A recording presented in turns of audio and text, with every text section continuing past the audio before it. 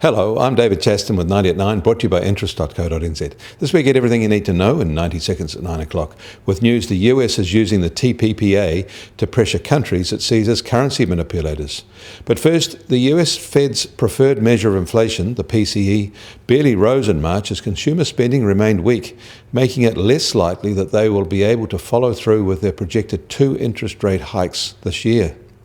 The tame inflation backdrop was reinforced by another report showing that only a modest advance in labour costs in the first quarter. Other data showing a drop in consumer sentiment in April, the fourth consecutive monthly decline, and a softening of factory activity in the Midwest further supported the case for a single rate hike in 2016. The official factory PMI data in China stayed positive for a second month in a row following several straight months of decline. Their services PMI, however, stayed very expansionary. India has banned the use of 2-litre diesel vehicles, including SUVs, in New Delhi as part of a plan to reduce pollution. And in Europe, economic growth is settling in at a low but better level.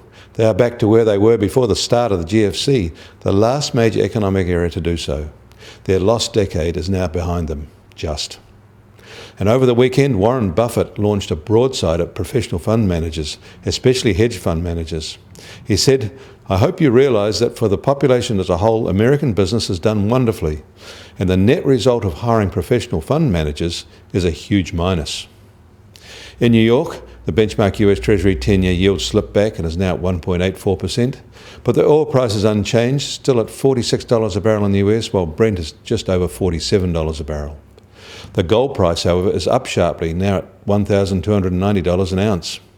And finally today, the New Zealand dollar opens at 69.8 US cents, at 91.7 Aussie cents and at 61 euro cents. The TWI is now at 72.3.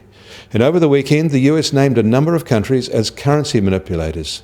It said the economic and currency policies of China, Japan, Korea, Taiwan and Germany are adding to the global economic problems. And these countries need to focus more on creating domestic demand rather than targeting others. It said the new type of trade agreements like the TPPA are a way to hold members to account on the matter.